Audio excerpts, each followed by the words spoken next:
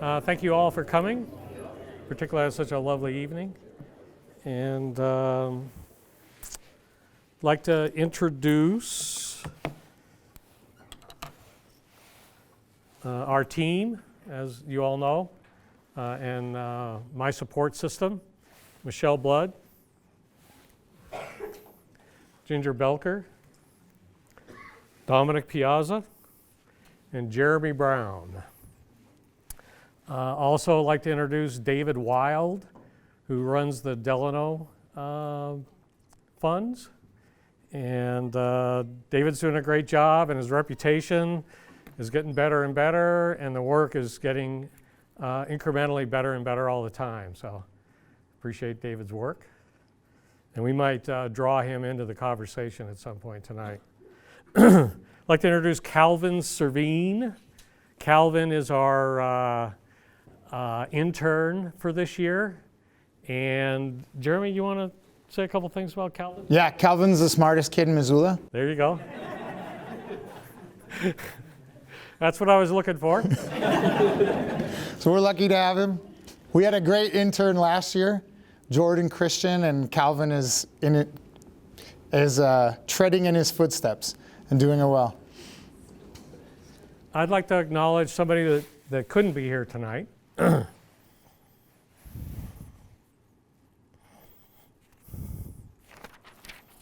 Let's go to the video. Marie Hebnes.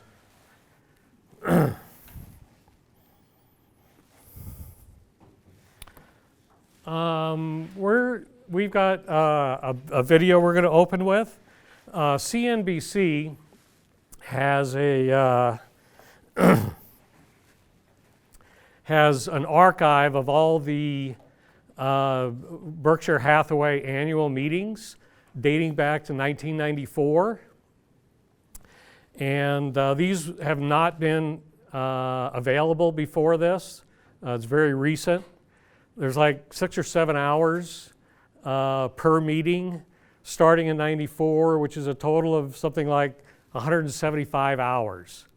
And all of us, including David, are enthusiastically going through every hour, and it's super fascinating. And if anybody has a whole bunch of time, it's a terrific. It's because you can do it in chronological order. It's a fabulous financial history, and particularly the bubble that got started creating in about 1994 and eclipsed in the year 2000, and to watch that bubble evolve and to watch their discipline through that entire process, and to watch what in retrospect is silly behavior throughout the whole period is an invaluable experience. And it's truly a treasure trove of information, and we highly recommend it. The video quality is not that good, but the message is super good. And at one point in time in the video, he talks about a company, but he doesn't describe which one it is, and it happens to be Coca-Cola. And with that, I think we'll run the video.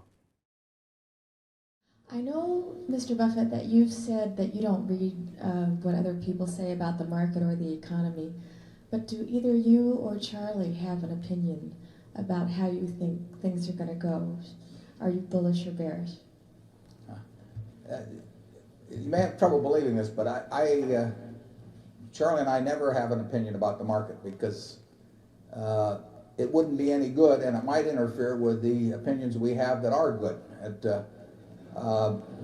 If we're right about a business, if we think a business is attractive, it would be very foolish for us to not take action on that because we thought something about what the market was going to do or anything of that sort, because we just don't know, and to give up something that you do know and that is profitable for something that you don't know and won't know because of that it just doesn't make any sense to us, and it doesn't really make any difference to us. I mean, I bought my first stock, I think, in probably April of 1942 when I was 11. And since then, I mean, actually World War II didn't look so good at that time. I mean, the prospects, they really didn't. I mean, we were not doing well in the Pacific, and I'm not sure I calculated that into my purchase of my 3 shares. But I mean, just think of all the things that have happened since then, you know, atomic weapons and major wars and presidents resigning and all kinds of things, massive inflation at certain times. To give up what you're doing well because of guesses about what's going to happen in some macro way just doesn't make any sense to us. The best thing that can happen from Berkshire's standpoint, we don't wish this on anybody, but over time, is to have markets that go down a tremendous amount. I mean, we are going to be buyers of things over time. If you're going to be buyers of groceries over time, you like grocery prices to go down. If you're going to be buying cars over time, you like car prices to go down. We buy businesses. We buy pieces of businesses, stocks. And we're going to be much better off if we can buy those things at an attractive price than if we can't. So we don't have any fear at all. I mean, what we fear is an irrational bull market that's sustained for some long period of time. You as shareholders of Berkshire, unless you own your shares on borrowed money or are going to sell them in a very short period of time, are better off if stocks get cheaper, because it means that we can be doing more intelligent things on your behalf than would be the case otherwise. But we have no idea what and we wouldn't care what anybody thought about it. I mean, most of all ourselves. I mean, Charlie, do you have any? No, I think if you're agnostic about those macro factors and therefore devote all your time to thinking about the individual businesses and the individual opportunities, it's a way more efficient way to behave, at least with our particular talents and lacks thereof. If you're right about the businesses, you'll end up doing fine. We don't know, and we don't think about when something will happen. We think about what will happen. It's not so difficult to figure out what will happen. It's impossible in our view to figure out when it will happen. So we focus on what will happen. This company in 1890 or thereabouts, the whole company sold for $2,000. It's got a market value now of about 50-odd billion. You know. Somebody could have said to the fellow who was buying this in 1890, you know, you're going to have a couple of great world wars, and you know, and you'll have the panic of 1907. All these things will happen. And wouldn't it be a better idea to wait? You know? We can't afford that mistake, basically. Yeah. Zone 3. So keep in mind, that's the greatest investor the world has ever known. That can simplify to that extent and focus that intensely is we think is super impressive. We got a second video. This one's from 2001. We actually recently sent this out over the email. I'll have to apologize. There's an unexpected visitor that appears in the screen, but the distraction was not a distraction for Warren or Charlie. In fact, you could tell when the question was asked, Warren goes like, "Okay, this is good," and in spite of the distraction, his was laser focused on that answer because it was so important. He had no idea what was going on behind him. And so, you run that?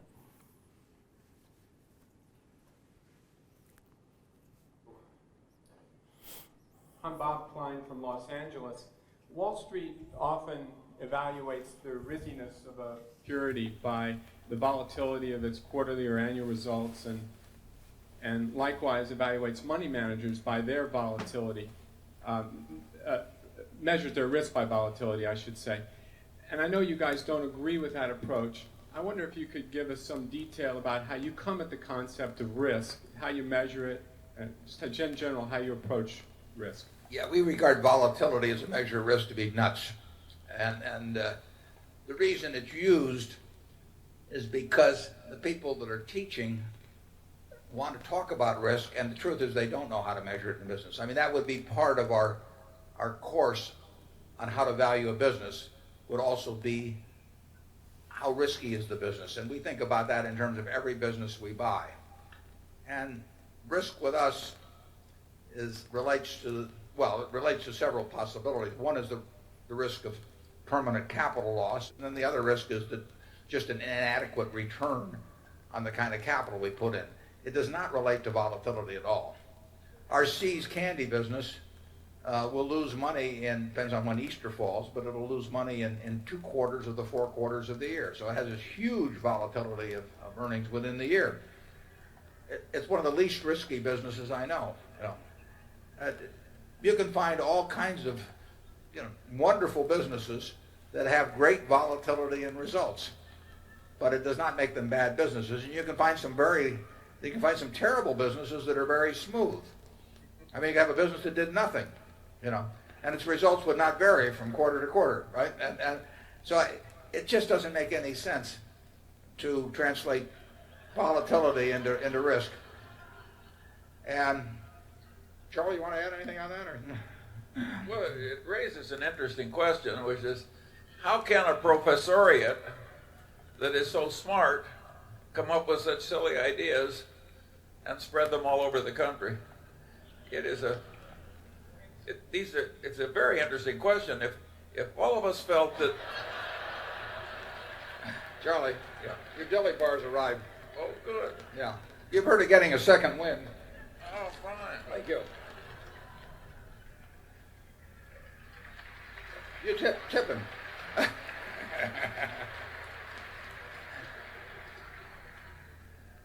I didn't think our cracks were that funny. Right. But I've been waiting for this craziness to pass for several decades now. I do think it's getting dented some, but it's not passing.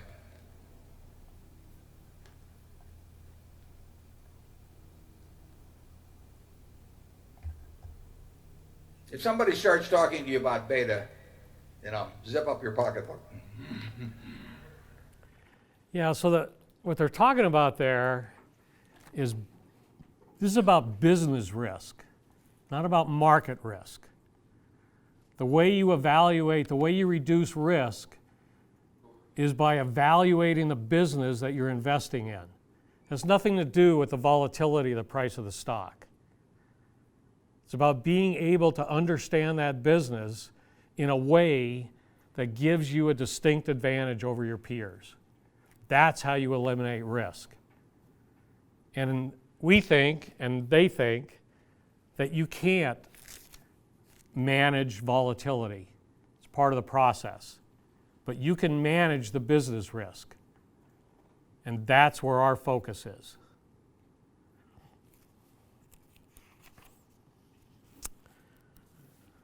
Cool. So we're going to talk a little bit about one circle of competency and in combination with that, fluctuations. And we think no concepts are more important in investing than those 2 concepts. So we think the most important thing in any endeavor, but particularly in investing, is to have a clear understanding of what it is you know. But even more important is to understand what you don't know. And the way you protect yourself from what you don't know is to make sure you get right what you can know. And that's the great discipline in investing, and that's the piece that most people just can't get their arms around.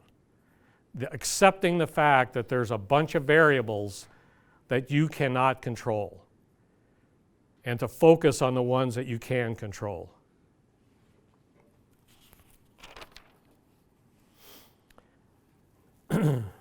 So the way you protect yourself from what you don't know is to make sure you get everything right you possibly can on what you do know or can know. And as they said in the video, never, ever, ever override what you do know with what you don't know. And we think the vast majority of investors make the vast majority of their decisions based upon a set of variables that have literally no predictive value whatsoever. None, zero, zilch.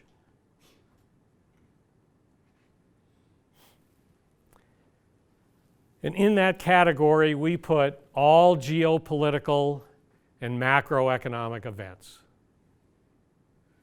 So my little list here is Brexit, tariffs, China's growth rate, nuclear threats, immigration, taxes, inflation, deflation, 2016, 2020 elections. Jeremy, you got anything else you want to add to that list? Lots. Everyone, yeah, tons. Anything you want, pick one.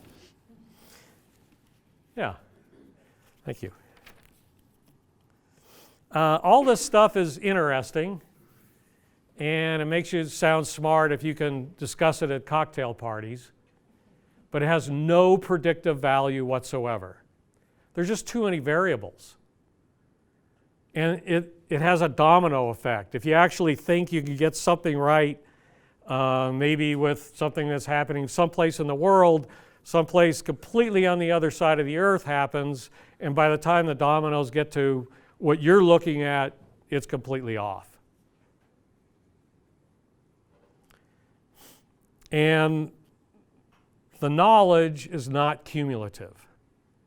If I could actually figure out what the result of Brexit is going to be and make an investment based upon that, it doesn't do me any good with tariffs or Venezuela or the price of oil doing something at some point. It's running on a treadmill. You never get better. You don't have, by not having the cumulative effect of knowledge, you don't get a compounding effect of your work. And to be efficient at something, to get really good at something, you have to be able to have a compounding effect.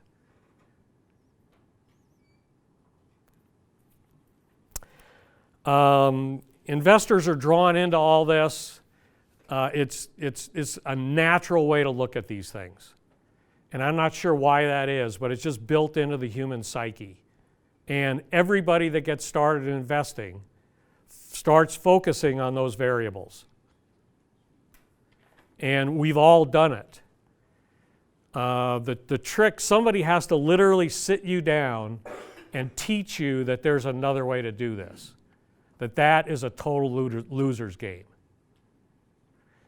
And if somebody doesn't teach that to you, it's something that perpetuates itself to bad results.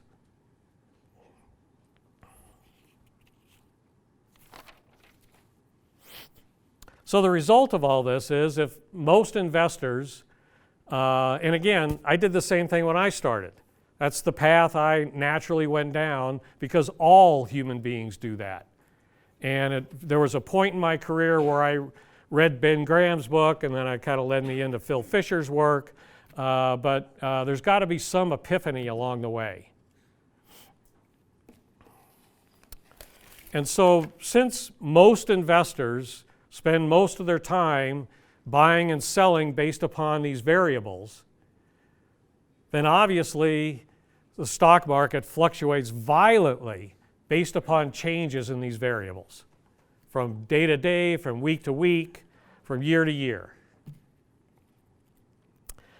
And so the investment community is constantly repositioning portfolios based upon these changes.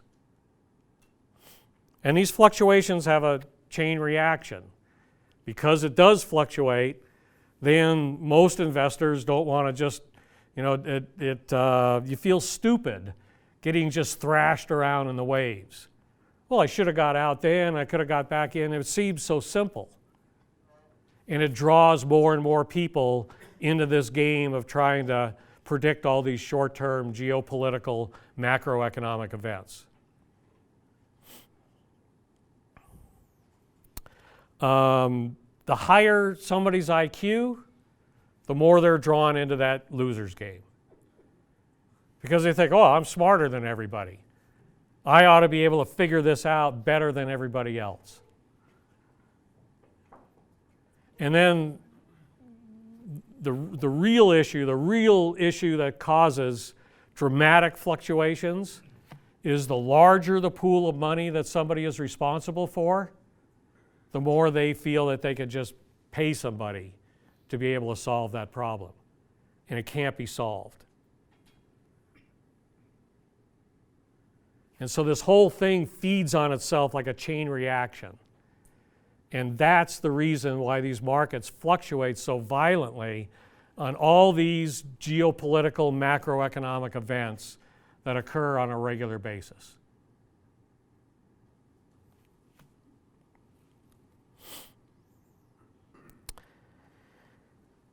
The scary part, and I can tell you this from personal experience, is that at some point in time, all these investors that are involved in that process wake up one morning and come to the realization that they don't know what they're doing. They've been whipsawed back and forth so many times. And unfortunately, they don't quit. They're getting paid huge sums of money, and they bury it in the back of their head and they go back to work the next day. And as that occurs, the emotions get even stronger.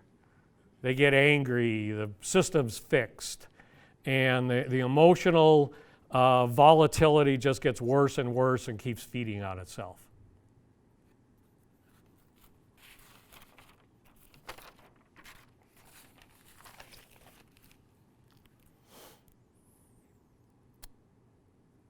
And the ultimate deception in this process is that the stock market is a pari-mutuel system. It's like the racetrack.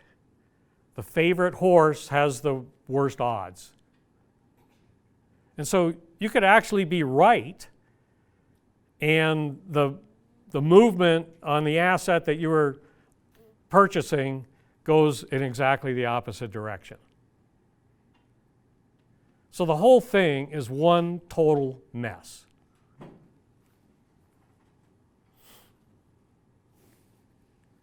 So let's review what we're dealing with here. Violent, emotional, short-term gyrations.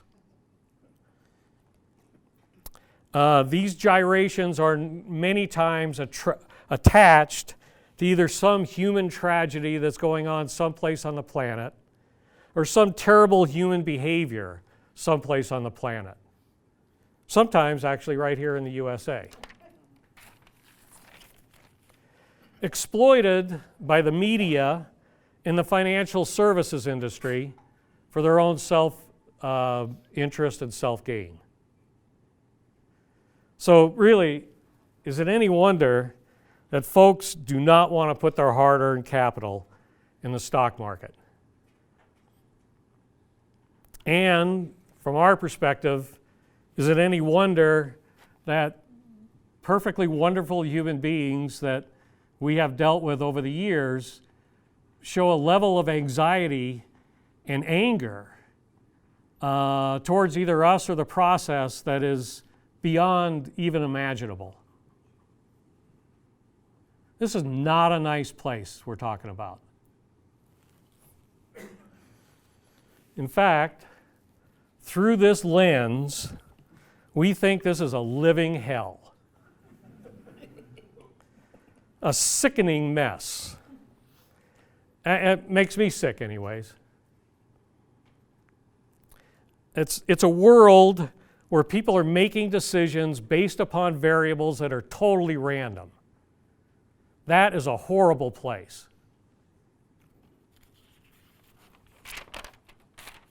However, we think there is another way.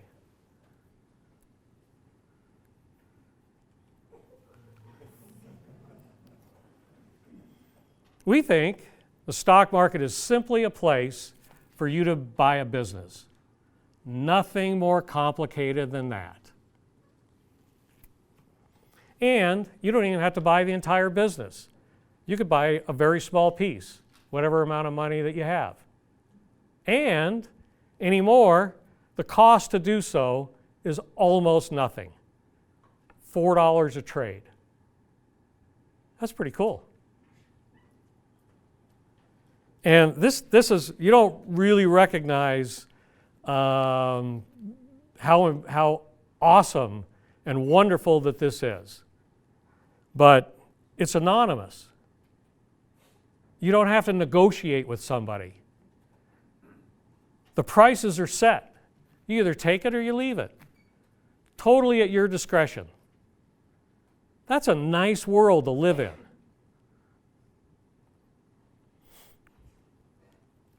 And businesses are simply groups of people, kind of like a sports team.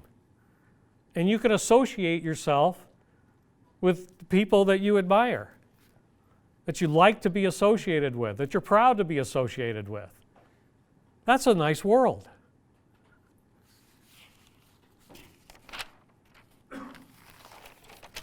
And folks that behave in a manner that make you proud to be a long-term partner in their business.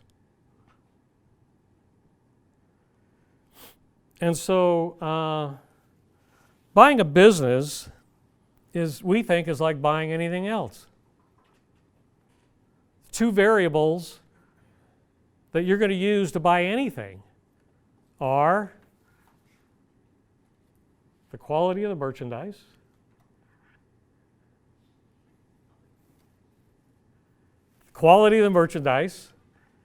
and how much you're paying for it. And we think over time you could get really, really good at doing that, at evaluating businesses. And we think over time you can know these variables just dead cold. It takes a lot of work, and in my case, a career of learning. But it's fun, and the knowledge is cumulative. And as time goes on, the lens that you're seeing through to evaluate these businesses gets clearer and clearer and clearer and clearer. And again, most importantly and rewarding, the knowledge is cumulative. If you learn about one business, it helps you evaluate another one. And incrementally, your knowledge keeps compounding over time. And that is a fun career. Over time, your circle of competence will actually start to grow a little bit. But that's not important. The size of the circle is not important. Knowing where its perimeters are is essential. And the closer you stay to the center of your circle of competency, the greater your odds of success.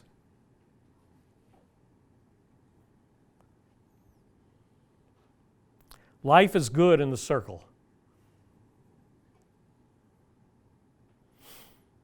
And an added benefit to all this is if you can pull it off, and if you can stay disciplined, and if you can keep learning, our experience is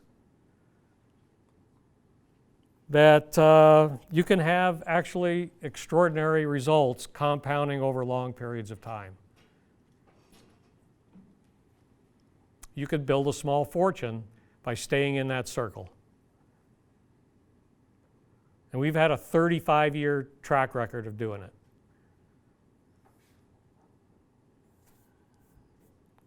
So let's see what we got here. You get to do what you know. That's good. You get to do it with people that you like to do it with. That's good. And over time, you could build real wealth. That's a world that we want to live in.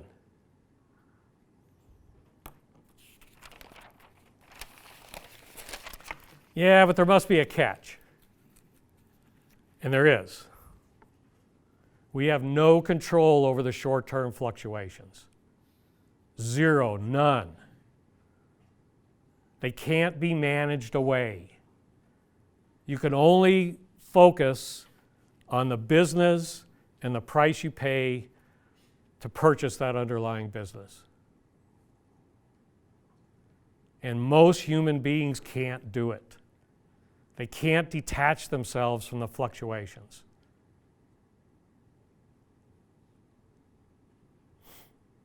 Over time, we've lost many, many more clients than we've been able to retain. And you all here should be congratulated.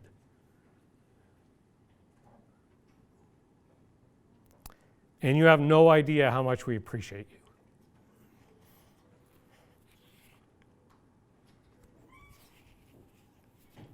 All right, so let's kind of wrap this up a little bit. Over time, we think we can build a criteria that is super tight, that when we see it, we know it. It's not ambiguous. It sticks out like a sore thumb. Our criteria enables us, we believe, to identify companies that display characteristics that give them a distinct advantage over their peers. And so in doing so, these companies are very adaptable, given our criteria, which means when unforeseen events occur that are out of our control, they're able to adapt better than their peers to not get impacted by whatever it is that happened. And because they're stronger players, it's the weaker players that get pushed further down. And so they actually get stronger when unforeseen things happen to their business and come out much stronger the other side.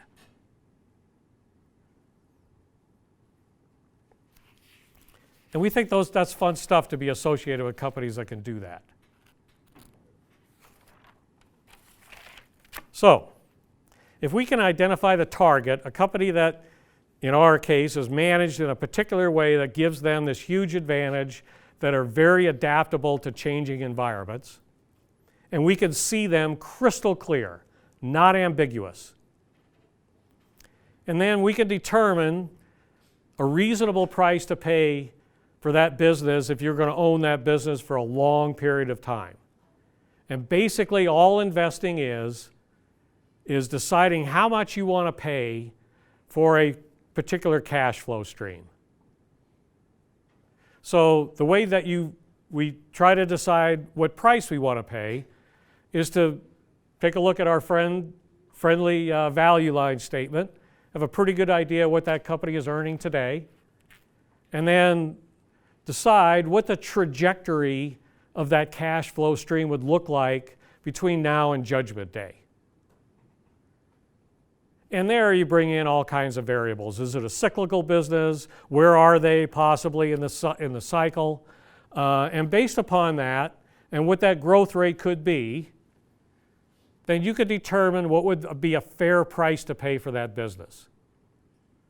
Then you take that price, you add a little margin of safety, just in case if something that's out of your control goes wrong in the short term, gives you a little cushion.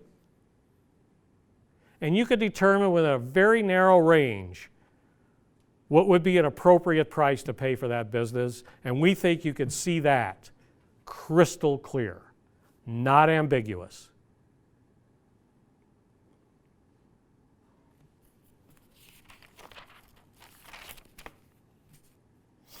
Okay, so if we can identify the target and we can identify what represents a fair price, and we can see those things with clarity, well within our circle of competency,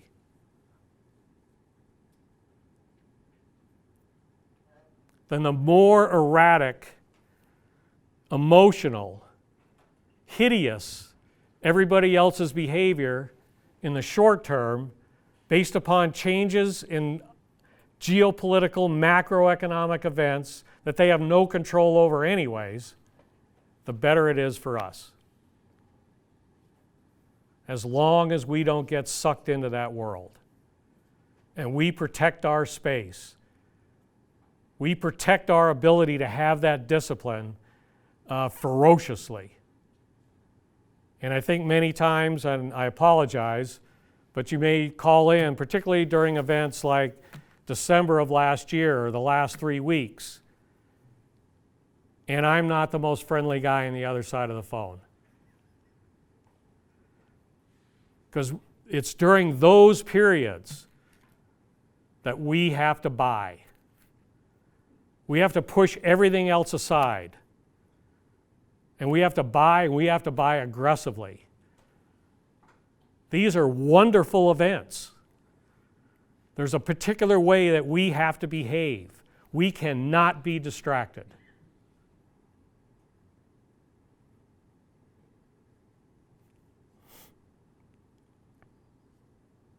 So again, in this world, the more erratic everybody else's behavior is, the better it is for us.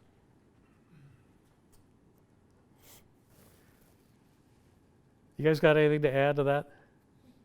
I'm just glad we didn't end the presentation at the dragon.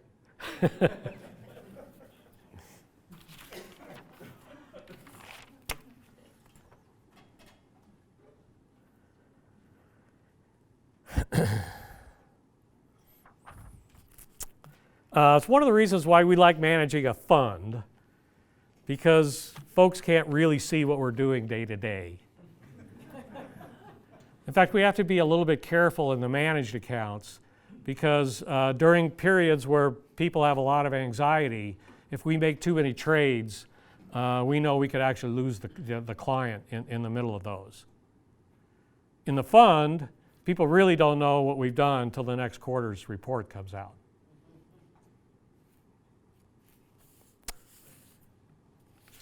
And it's all good and it's all fun, but it can be a fairly lonely place, because the way we view this really is puts us in a spot where the vast majority of the investment community is not supportive of. And they talked in the video about volatility, and that Charlie thought, well, you know, people maybe are starting to come to their senses. They might have for a little bit during that 2001 video, but they're sure not today. In fact, I've never seen it I mean, volatility is a nasty. People are funds that have volatility are really vilified in the financial community. And really, we think that's one of the key reasons why you don't see many great investors these days. And we think the reason is because the structure of the system doesn't permit a great investor to get enough traction to actually start a business. They're pushed out because of this concept of volatility.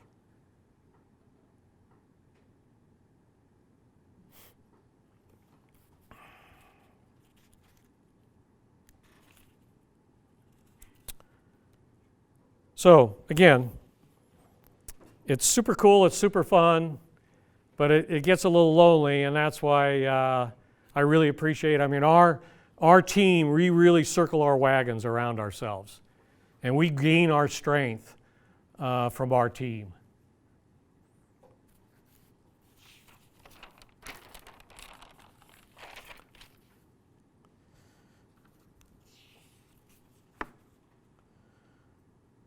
We're fortunate. We're fortunate that you all have been able to stick with this process.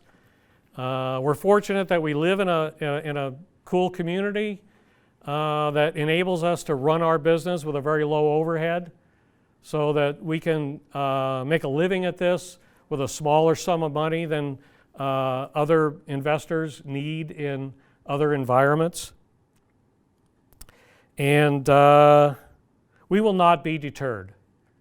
This is what we do, and we think it takes the risk out of the process.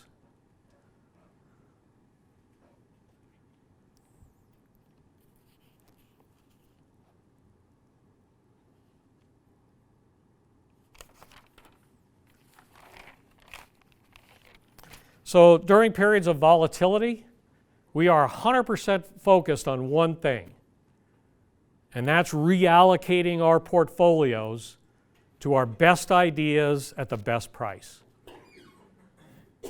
And so both in December and the last 3 weeks, we have been maniacally focused on doing that. And we are super excited to have the opportunity to literally buy any company we want at a fair price. That doesn't happen very often, and you have to take advantage of it. And we have definitely worked really hard to reposition for the next upturn. And if you have ever noticed, our results bouncing off of a bottom are nothing short of breathtaking. And the reason is because of all the work we do when things are going down.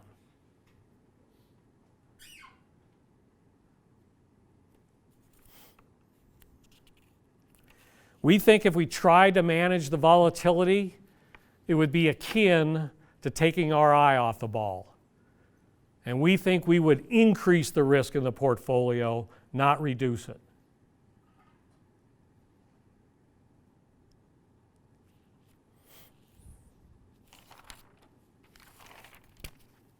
So again, we view the risk in what we're doing as business, the risk of evaluating the business, not the stock price. And again, as Warren said, if we get the business right, really good things will happen to us. If we don't get the business right, nothing else matters. And we've got a 35-year track record of doing that. So we recognize that what your job is to evaluate us. Do we have the ability, do we have a circle of competence that we understand? Do we have the ability to evaluate business risk? And we try to give you enough information through regular emails for you to be able to make that determination. And it's the primary reason why we have these meetings. So you can grill us, test us, ask us anything you want about our process, our companies, how we operate, anything to determine whether we're competent stewards of your hard-earned capital. That's the purpose for tonight. That's your job.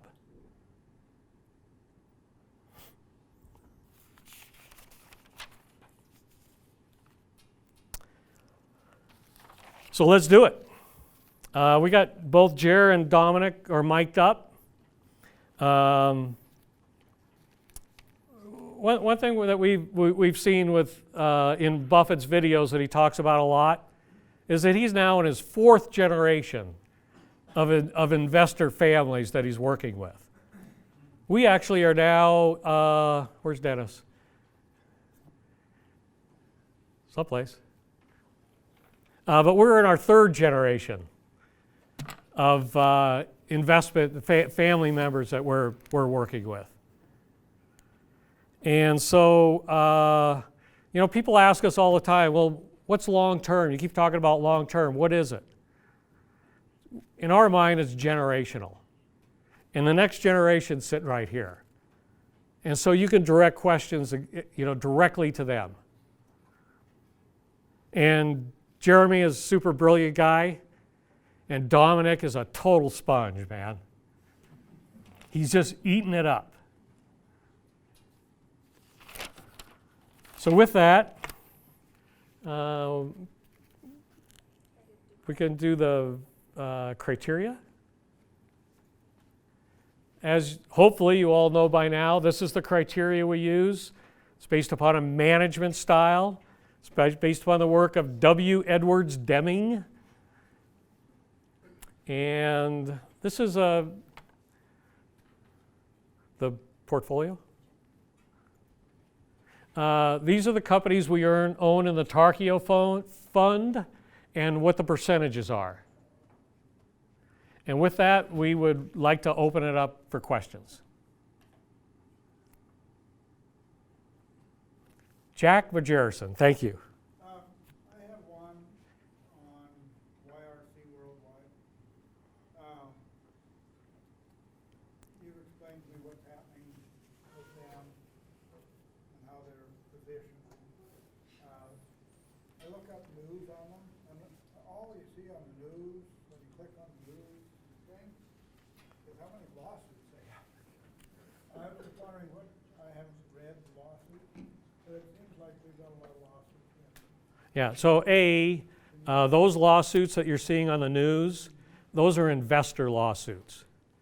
Those are ambulance chasers. Anytime a stock does not do well, and by the way, YRC back in 08, 09, basically went bankrupt. They went through a total reorganization. And so they've been rebuilding since then. And if you look at any company that is down from a high level, you'll see the same, and they keep reiterating the same suits just to keep sort of pounding negative news. And I don't know if short sellers are doing it, and I don't really care. It doesn't matter to us, but it's all frivolous. Though that particular stuff is frivolous. Excellent. You guys want to? Yeah, and you got to have Dom repeat the question. Oh, yeah. Shown on video later. Yeah, we're going to repeat the questions tonight. To repeat the question for the video, it was why does YRCW's news feed show so many lawsuits on it? And what's the explanation behind that? And, you know, what's basically going on here? Is that appropriate? So it's basically a trucking company. So what do you need for a trucking company? Well, you need a new pointer.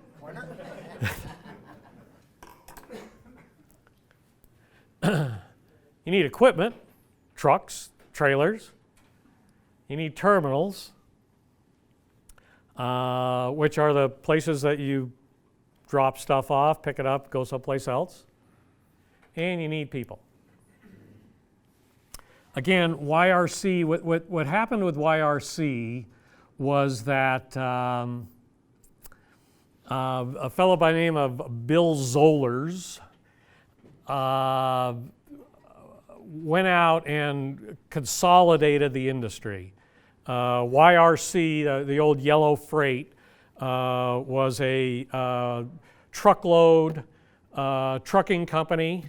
And then they went out and bought several regional trucking companies that were less than truckload and put them all together right before the Great Recession.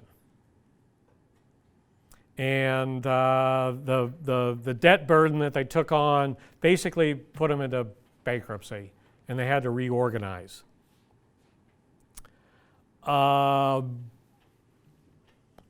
Since then, the company has been gradually getting better and better. The debt's been consistently going down. And what has occurred is that the Amazon effect has made less than truckload trucking much more valuable than what it used to be. And what the Amazon effect has done is that you need these terminals as close to the customer as you can possibly get. And that the loads are smaller. So the idea of less than truckload, where you can move stuff to a terminal and then take it to another terminal and eventually get as close as you can to the customer. And so suddenly in this new environment, this terrible strategy that destroyed them back in 08 and 09 is super valuable. And you can't build new terminals anymore, particularly in key strategic areas. like downtown Chicago.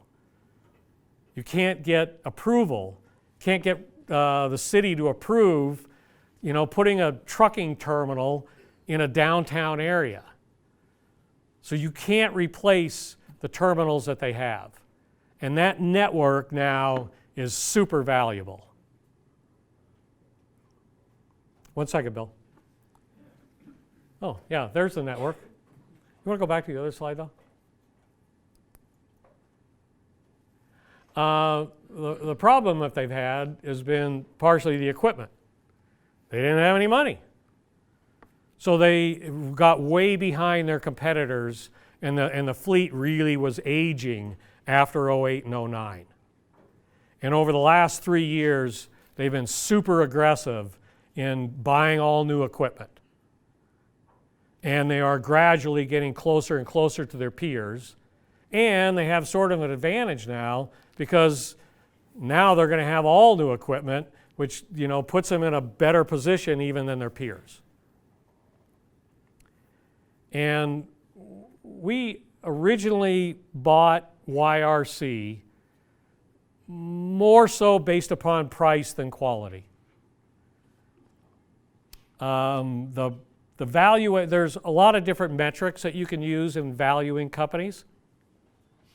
One metric that we like to use for a company that is improving, that is not making a lot of money today, but may do so in the future, is the relationship between the price of the stock and their sales per share. Companies in this industry, particularly less than truckload companies, which are most advantageous in this environment, sell between 1 and 2 times sales, but let's say 1 to 1.5 times their sales.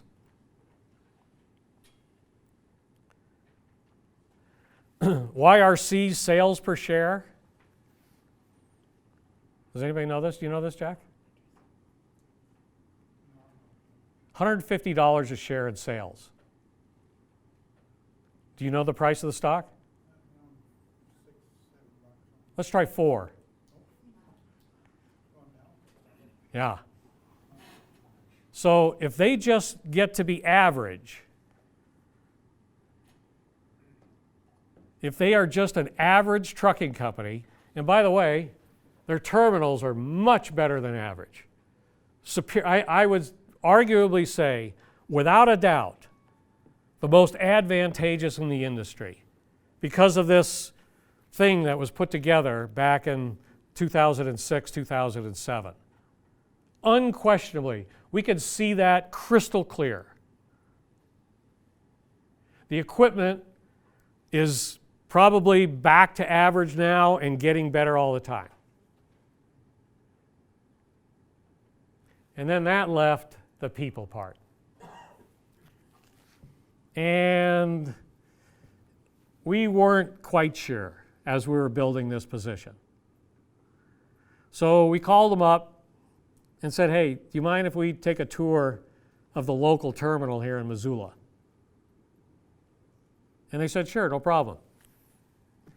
So we toured the terminal. The investor relations guy came out. You guys want to chime in on this?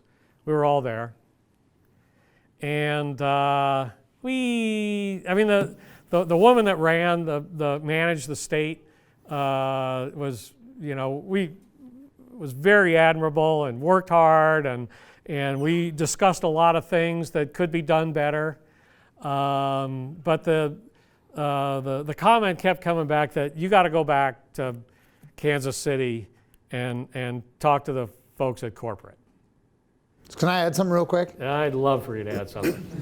So this investor relations guy, little did we know, he was only going to be around for 2 more weeks. He flew to Missoula and he was like, oh yeah, I'm leaving that company. I'm going to a different company.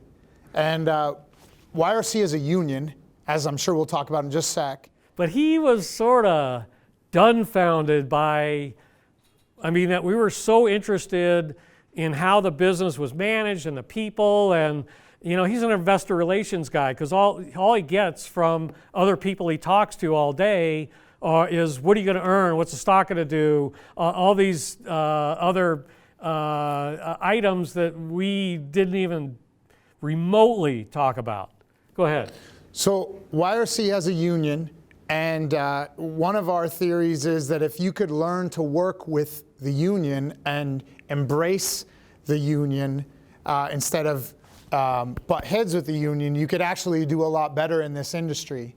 Particularly now, you're having a hard time finding drivers. And drivers like the unions. They provide good benefits, they provide job security. Drivers like the unions. Go ahead. So when this guy was coming up, Russ said, hey, there's this great book by Donald Peterson, used to be the CEO of Ford. There's this great book that I'm going to give it to this guy, and I'm going to tell him to read it. And I'm going to tell him to give it to the CEO of YRC and have him read it. And I was like, okay, that sounds Yeah, but actually great. it was the empowerment book. And the Deming. Yeah, but it was the empowerment book we gave him. We gave him the Ken Iverson book. Okay, Ken Iverson, sorry. Yeah. Sorry, we're going to argue. Yeah, that's okay. Yeah. So we split up into two cars to go to the terminal after we meet for a few hours in our office, and we're on the way to the terminal, and Russ and Dom are in one car and I'm in the other car with the investor relations guy. And I said, hey man, I've got to be totally honest with you. Part of the reason that we wanted to bring you here is because we're going to try to convince you to convince your management team to start doing our kind of employee empowerment thing.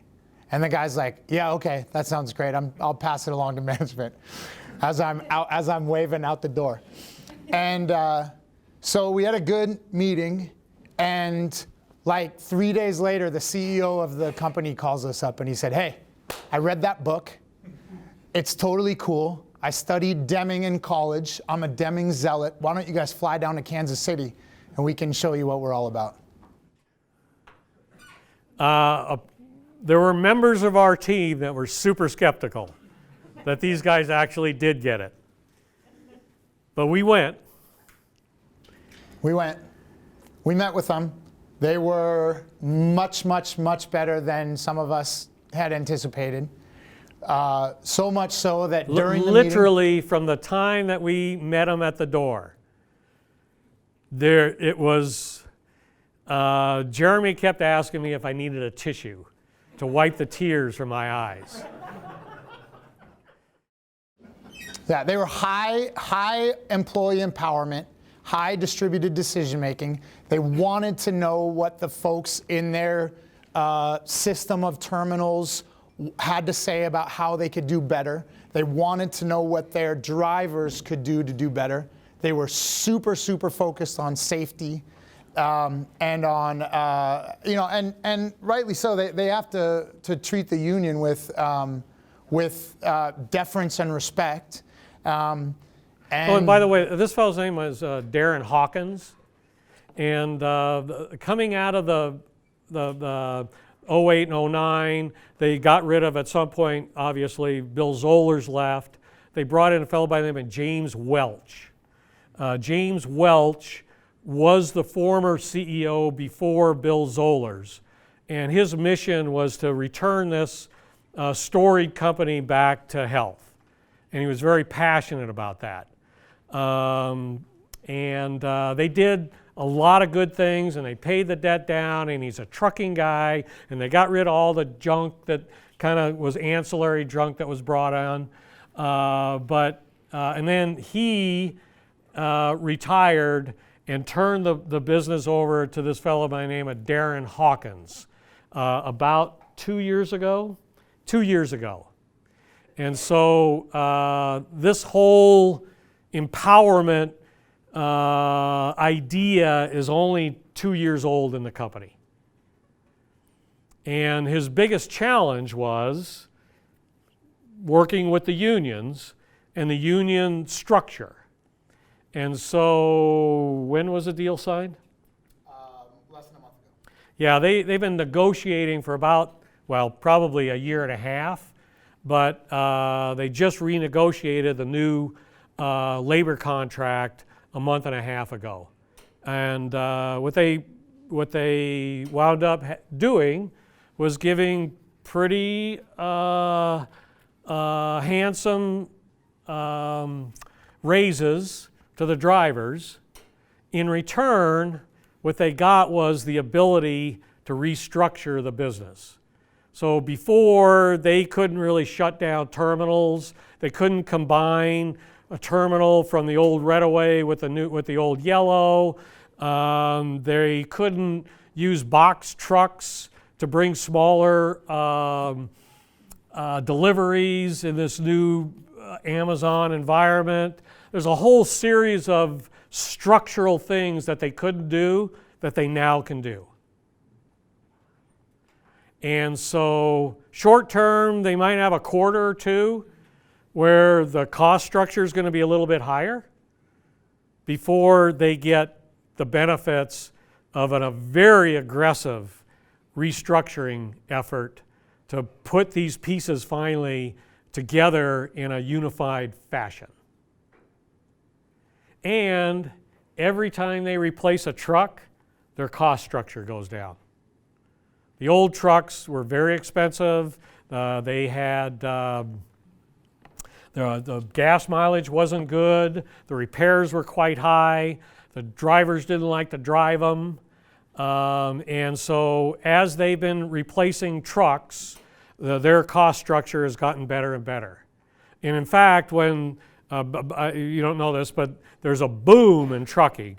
It's sort of flattened out here a little bit, but because their fleet was not maintained well, and then all of a sudden the volume shot up like a rocket ship, they had to go out and rent equipment, which was super expensive.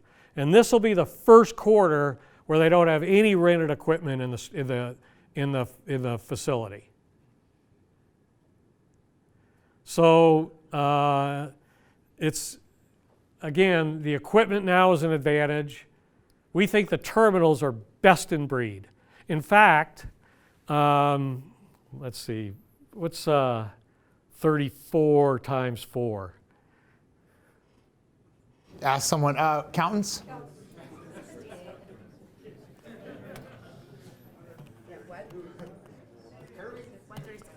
Yeah, $136 million is what the market cap of this company is.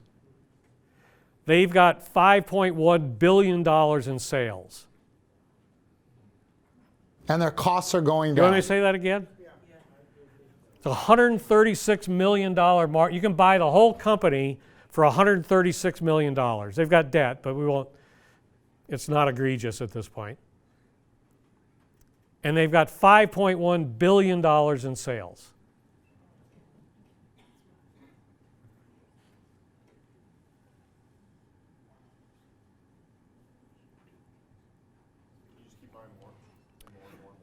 And more, and we did, well, we did today. And more and more and more, which sets us apart. We think we can see these things very clearly, not ambiguous to us. The margin of safety, the terminals alone would be worth something. I mean, Amazon could use there's a number of companies that would want to own these terminals for that price. They sold a half, they've got 380 terminals. They sold a half of one terminal for $31 million. A half of one terminal. Not every terminal is worth that. No, this was a big terminal.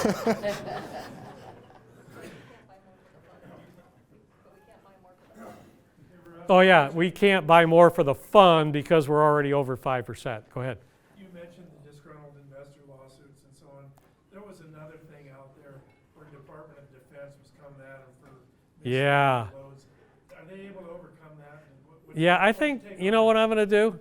I'm going to have our in-house attorney answer that question. Yeah, they think they can.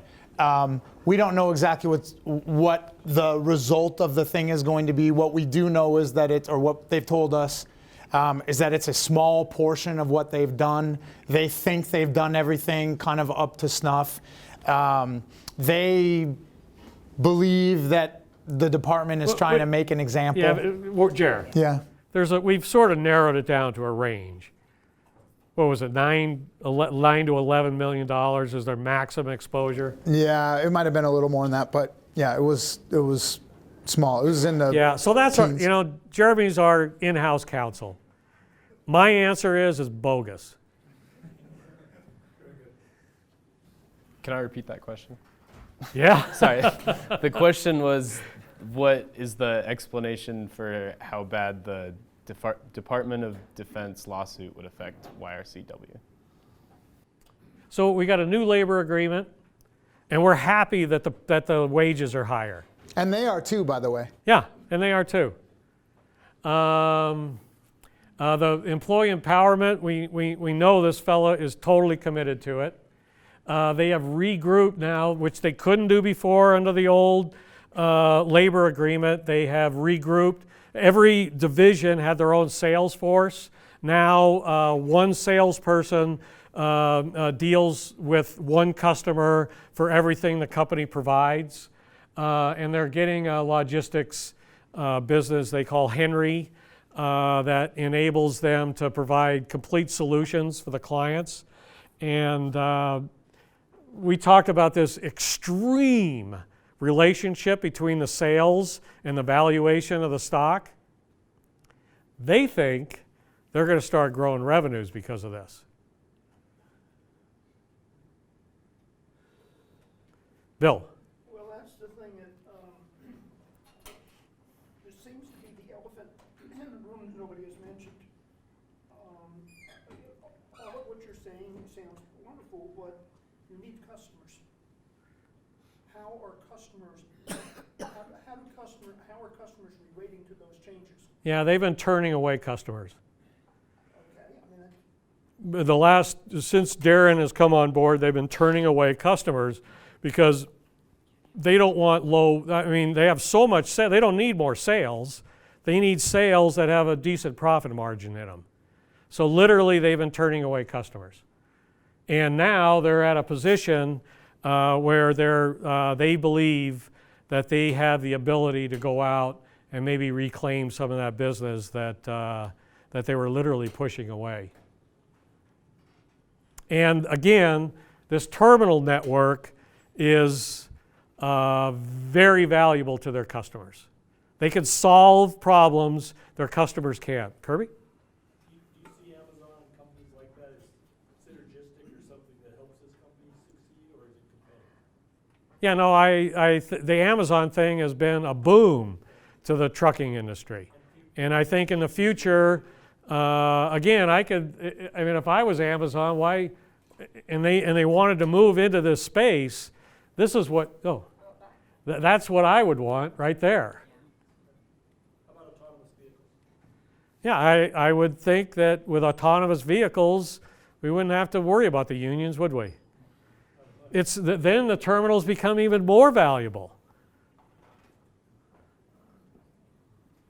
Russell, Yeah. who are their profitable customers? What business are they trying to get out of, and what part of their business? Yeah, it's $5.2 billion in sales.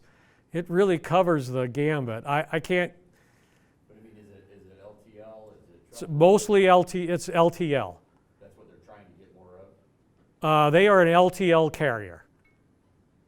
So they've gotten out of the truckload. no, they do Yeah, truckload as well. yeah, but it's LTL long haul. They do some truckload, but a lot of it's LTL long haul as well. Are they doing last mile to the customer? They're getting there. That's part of what they want. Yeah, these box trucks, which they couldn't utilize before, I can't remember, but it was part of the union contract they couldn't utilize. They're out buying a whole bunch of box trucks as we speak. I think the reason that was part of the union contract is because you didn't need a commercial driver's license to drive one. And so the union, I think, was protective of those CDL employees. And now they've agreed that they can start doing that. And in fact, it actually enables them to use other employees to start to train them to become truck drivers. Because one of the biggest issues right now is that there's just not enough truck drivers in the United States to drive all the or not enough CDL truck drivers to drive trucks. And I mean, I'd want to work for Darren Hawkins. I mean, literally, our meeting was, we were dumbfounded walking out of there.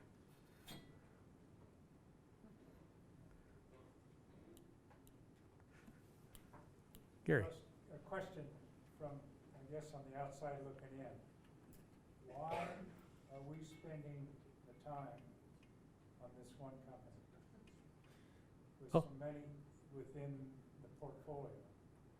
I'm sure we could do this on many others, that you have the detailed analysis, but I'm understanding, what am I missing that this one has been on the agenda for over a half hour and 2 hours? Yeah, I think the idea is that what we want to convey is that we know what we're doing.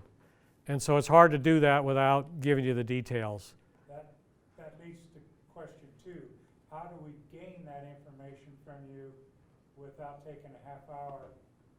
Not that I care, it doesn't matter how much time we spend on this, but I'm interested in many others to hear how you relate to them as well. Okay, so I'll answer a couple ways. Number one, every quarter we do a deep dive into a company, so that's all available to you, and they're all on the back table back there. Okay. And number two, maybe we should just answer his question. Yeah. Which one do you want to do? Yeah, what company do you want? No. Which do you want to do, the lean or do you want to do the 5G? We'll do a group of companies now. Was that okay? Yeah, I like the circle of competency, but within that, those. Yeah, we work, I can tell you, we work in details. We cannot do this without the details. Let's do the lean. We work in details. But here's what we got for you. We've got 2 major themes that we think that is our circle of competency. One theme is, we'll call it lean, which is the pure Deming methodology for manufacturing companies, okay? And we have a variety of companies that fit within that circle. And then we have another set of companies, and it's just,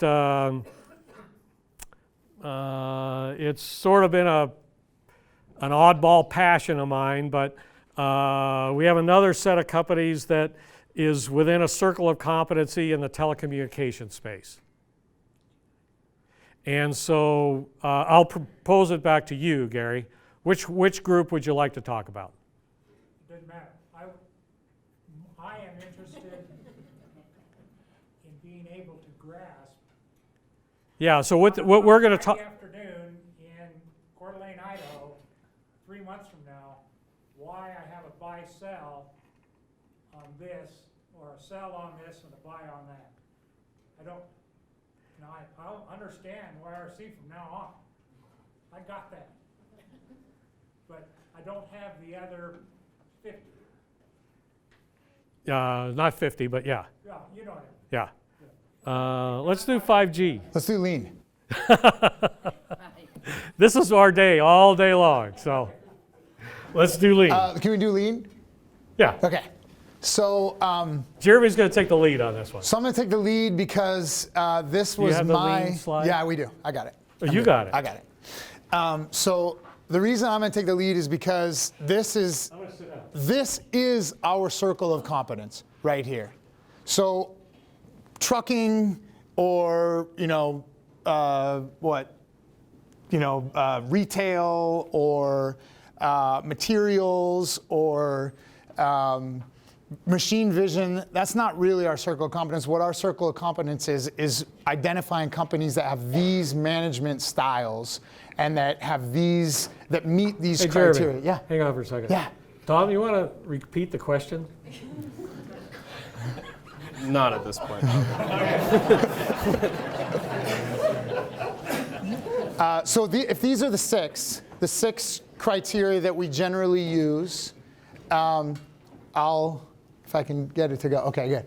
So the reason I'm telling this story is because this is my version of our lean journey. We call it lean. Our lean journey, and it starts with none of those criteria. It starts with just Ben Graham investing, value investing. And two incredibly important principles that number one is that a stock is just simply a portion of a company and that you can buy companies on the stock market. And number two, that when you're buying, you want a margin of safety. Yeah, and so the Ben Graham style, which early on, Gary, was our primary focus before we had met Phil Fisher. And our primary focus was price, which is why the YRC story is so comfortable to me, because I lived in that world for a number of years. So our first, one of our companies back in the Ben Graham methodology was a company called JLG Industries, which was another very, very cheap stock at the time. And then? Qualitatively, I had no clue, to tell you the truth. Stock was cheap. Go ahead. And so when the stock's cheap and you're a value investor, you buy a stock that's really, really cheap, you find it, no one else has found it yet, you understand as much as you can understand about the financials of the company, you buy it. When it gets back up to its intrinsic value, you buy it because it's lower than its intrinsic value. When it gets back up to its intrinsic value, you sell it. You harvest the gain, you go find another idea. And Russ met a very famous investor called Phil Fisher.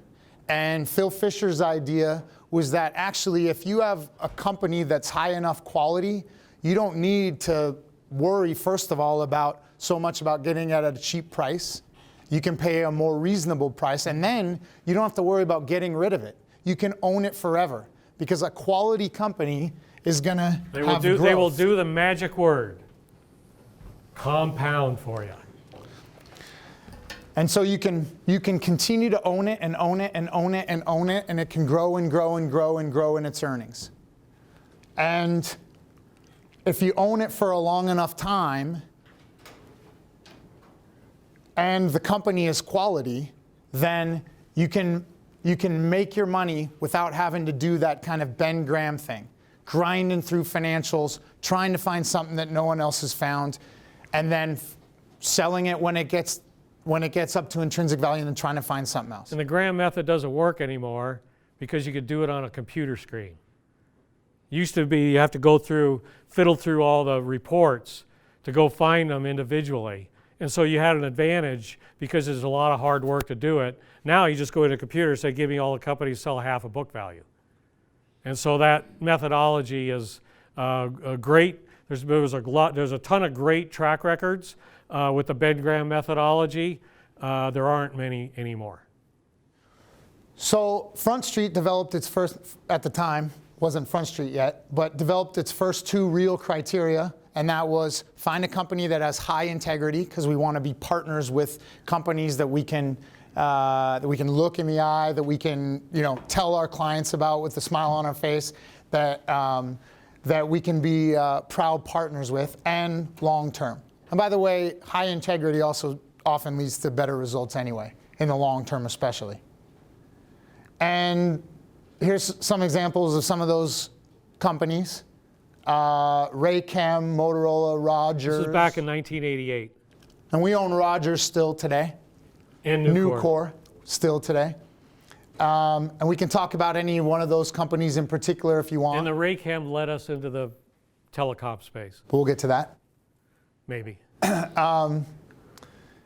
And Phil Fisher told Russ to check out what was going on in Japan at the time. And Japan was going through this manufacturing revolution and had gone through this manufacturing revolution, was kind of taking over the world at that point, which was in late 80s? Late 80s, early 90s. And a lot of that was due Toyota. To a guy named W. Edwards Deming that was, in fact, an American statistician that became a management consultant in Japan and essentially helped a bunch of manufacturing companies get on their feet after World War II. And Deming's ideas were, you need to empower employees to make decisions for a variety of reasons. One, because they have all the information. Number two, they know what to do and are in control of their workspace. And if you want them engaged, you need to allow them to be able to make decisions about their workspace. Number three, because... And then they get better and better and better and better at what they do all the time, incrementally. And we call that Kaizen, incremental improvement. And then you need to cooperate rather than having competition. And for Deming, competition is the disease inside of an organization that needs to be, as Russ would say, rooted out. So what you're doing is everybody's getting better and better and better and better all the time, and then they're sharing that information with their peers. And then the company gets incrementally better. That's what Kaizen means. Incrementally better all the time. Which, by the way, again, what is that? It's that magic word again. Compounding. The knowledge is compounding in the company. There is a fly in the ointment. It does not change your strategy or its general success. But this has happened a number of times, which does put an additional burden on the people you're in. You find these places, and you find them before anybody else does. And boy, we have some nice games. We use JLG as an example, but you also did Starbucks before people knew what it was. And there were some others, which I don't happen to remember right now, but they get called away. Yeah, well, we talked about in our last letter, finding one of these companies is well within our circle of competency. And we've got companies on deck that we have identified that are well within our circle of competency. But finding them in an early stage of a transition is literally a gift. And it's pure luck. It's just luck. And we have 3 of them as we speak. Yeah. YRC being one of them. And the idea that if you can find companies that are making this transition from an archaic management style to one that we know works, it's like seeing the future. And that's a big advantage in this business. And you guys are good at finding these things before other people do. That's luck. And there's a nice surge in price at the beginning. And then when we're just feeling really happy about it, they get called away. If that's not all bad. It's sort of like taxes. That's only a problem when you had a lot of profit. But this has happened a number of times on things you lost just when we were feeling really comfortable with Whole Foods. Yeah, I get that. We got called away. Yeah. If that's our worst problem, I'm okay. So Whole Foods was bought out, though. Yeah, that's what he means. Yeah. Okay. Yeah. So, Deming, employee empowerment, cooperation versus competition. Toyota is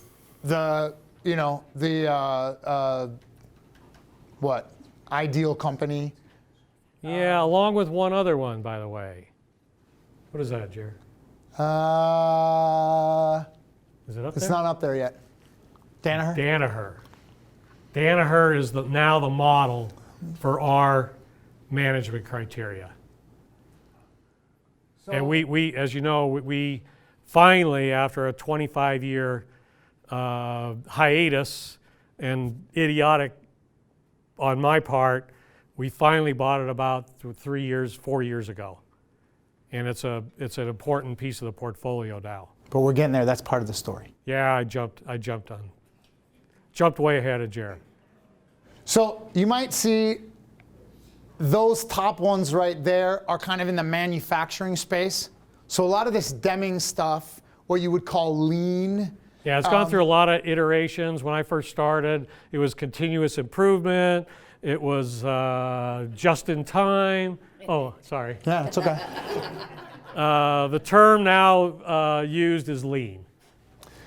So these are lean manufacturing companies. And you can see actually JLG went from being what Russ would call, or what Buffett or Ben Graham would call, cigar butt stock. It actually went through a lean transformation as well and became a lean manufacturing company. Yeah, when I was learning about when I was learning about Deming, we owned JLG. I got to know the folks at JLG pretty well. And I don't know whether I suggested it to them, but somehow we both started on this journey together. And they were transitioning the company literally at the same time I was learning about it. And that, my education literally went through the moon. That I could watch this company transition in real time as I was trying to learn about how it was being, how it should be done. And as some of you may know, JLG, is it 50 times did we go?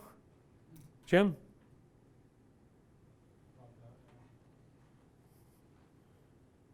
And we've got 3 now that we think are in a similar situation.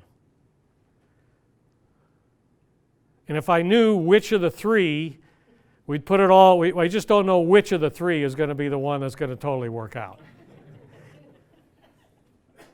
So, so this lean manufacturing we really like because we can identify it pretty easily as well. Because there's all of these lean techniques and these folks talk about it and they are super into it. We go and visit some of these companies. In fact, we'll try to visit all these companies and see what they're doing. And it's easy to see on the factory floor. I mean, we visited Manitowoc MTW actually earlier this year.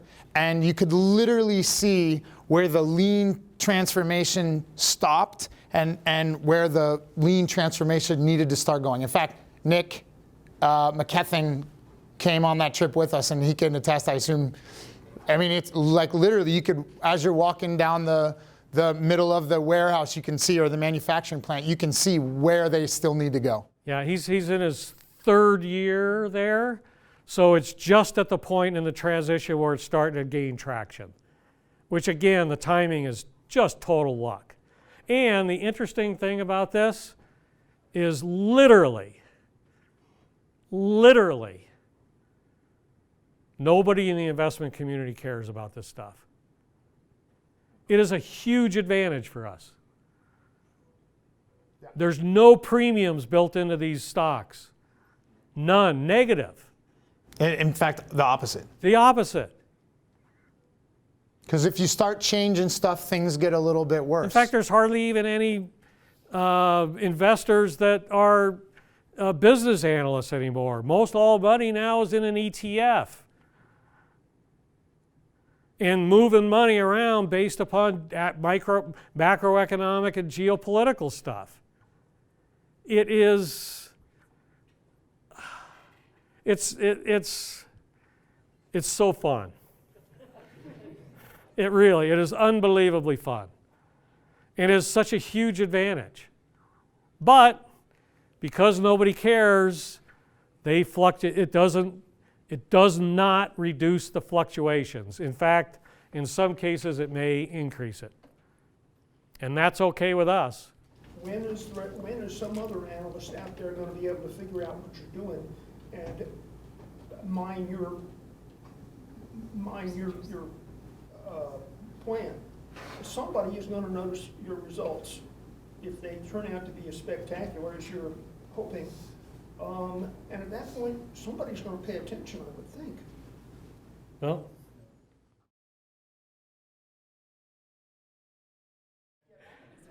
yeah, well, again, if we actually get some recognition, if that's the worst thing that happens, we'll be fine.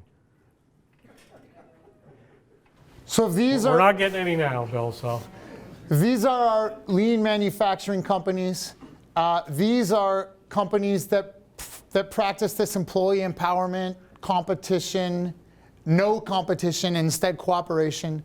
Not as much in the manufacturing space. They do it in different ways.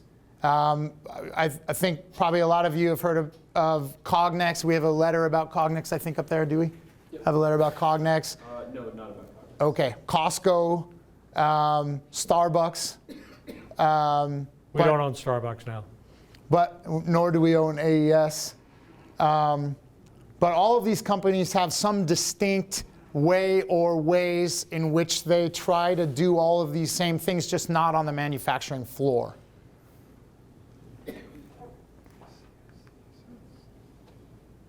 One of those was AES, which was an incredible employee empowerment company.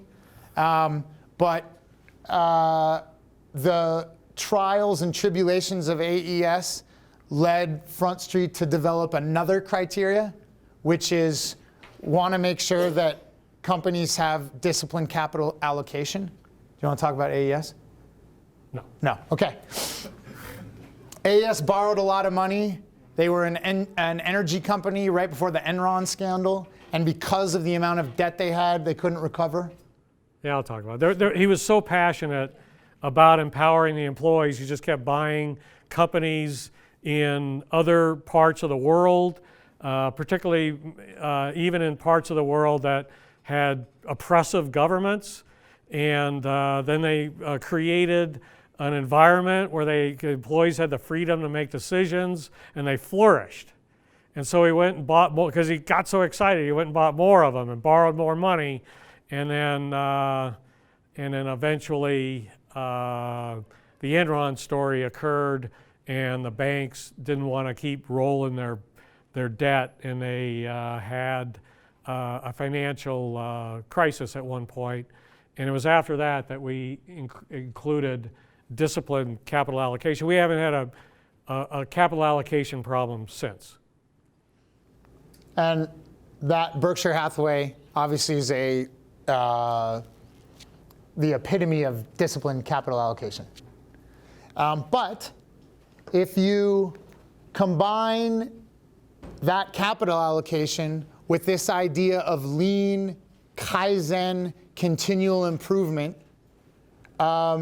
you get what we think is the opportunity where you can not only get better and better and better and improve and improve and improve and improve your own company, but then you can strategically acquire others as well. And this is the Danaher story, DHR, where Danaher has this, what they call the Danaher business system. Yeah, they buy companies, they install the lean system, they're totally passionate about it, they're very, very good at it. The companies improve dramatically. They take that cash flow and they buy another company. They improve the manufacturing. They improve the cash flow. They take that cash flow, and you get the idea. And again, it's a compounding machine. There's that word again. And Danaher has really reinvented this whole process by taking the lean and attaching this brilliant capital allocation. Is made them sort of the pinnacle of kind of what we're doing at this point in time. And so we've got Manitowoc, that's a former Danaher employee, passionate about the Danaher process, in his third year at transforming a rickety old crane company.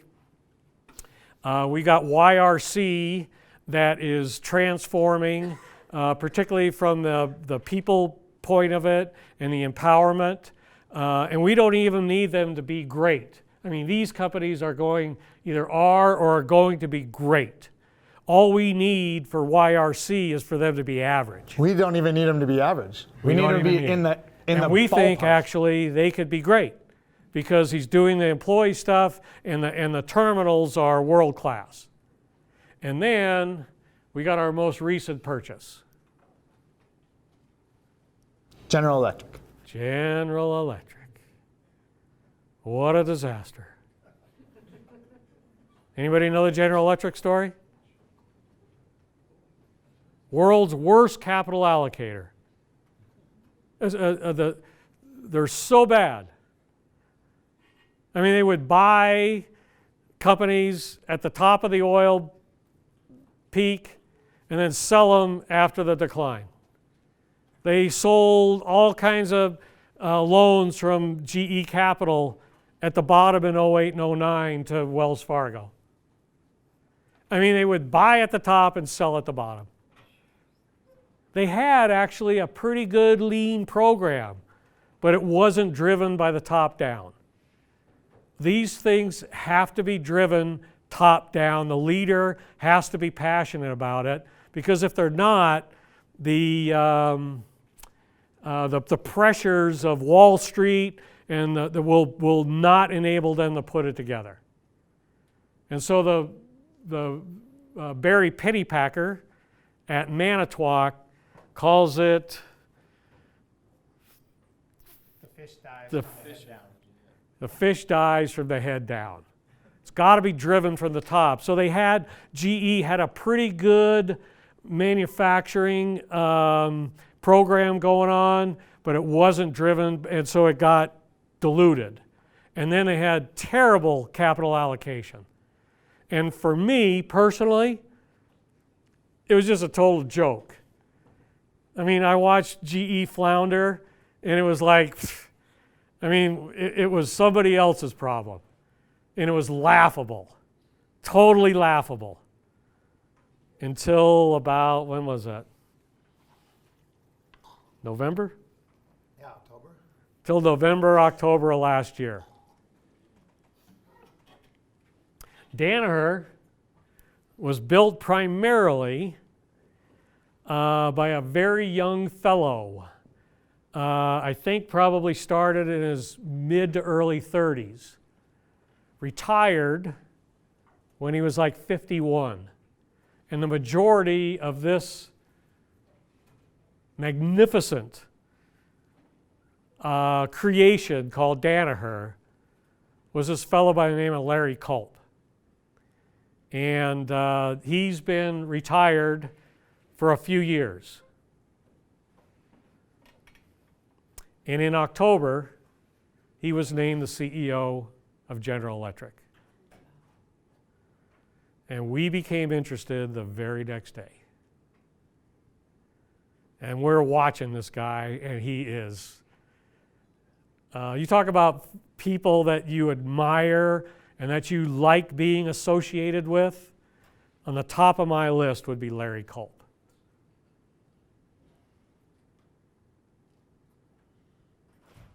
And the year 2000, do we have that? In the year 2000, General Electric was $38 a share. And right now, our average cost in the fund is less than $9. That's 20 years ago, the stock was $38 a share. It's going to be a long, a slow grinding process, but it is so smack dab within our circle of competence. And watching him execute is just absolute fun.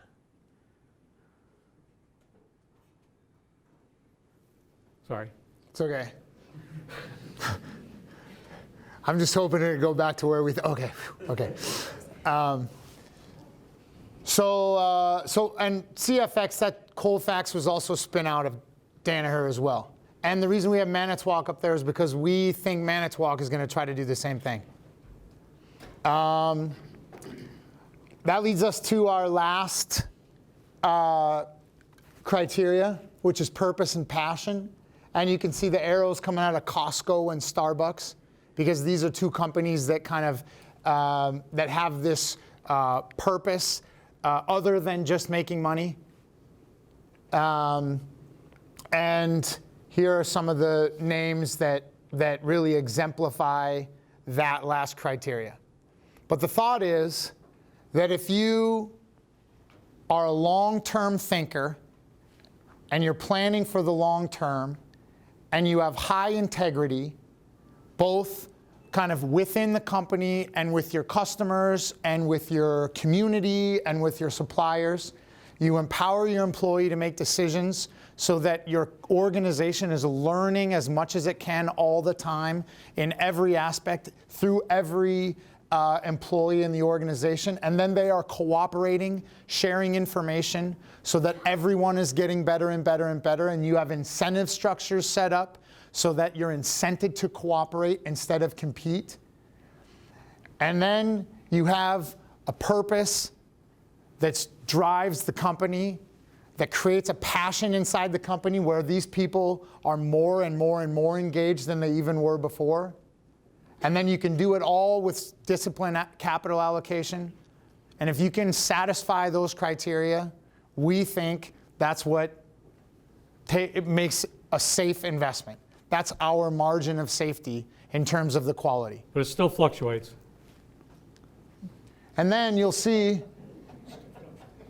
oh yeah, by the way, those are the optical technology companies that Russ was saying, that other basket of companies that kind of came out of the Raychem days. But you'll see that on all of our slides when we're talking about these companies, we are balancing always quality and price. What's the quality of the company versus the price? Because it's always a balance for us. And if this is our qualitative criteria, we are always going to balance that against what price do we have to pay to get it. So Gary, we put this together purposely to answer your question so that we weren't talking specifically, so that we weren't talking just specifically about a particular company, but the process, so that you could see where these companies fit in to a bigger picture. And we did the same thing in the telecom space with what's going on with 5G. And I'm not sure, we want to take another hour to do that, but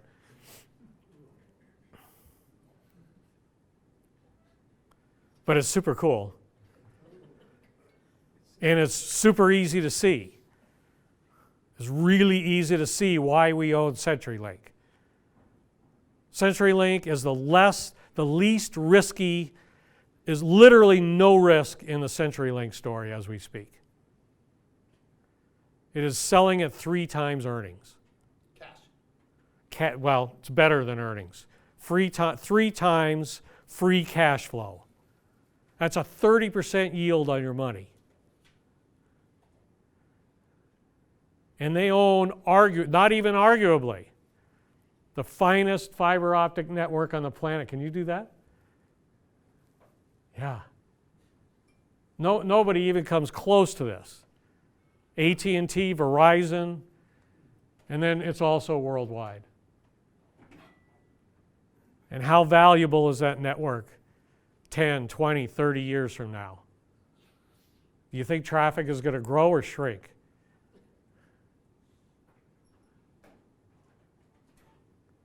And then 5G just accelerates the amount of data that eventually flows over the backbone. Oh my God, there it is. Because what 5G does is it enables machine to talk to machine. So if they're connected 24/7, which sucks up, it's constant taking up data network capacity, constantly. And it's just going to increase exponentially as you get more and more machines talking to more machines, doing more things. And it all has to go across the backbone.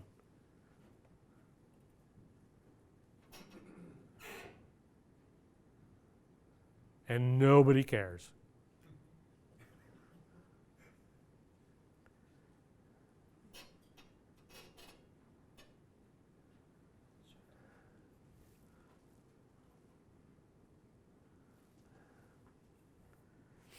We want to take a couple more questions. It's almost 9.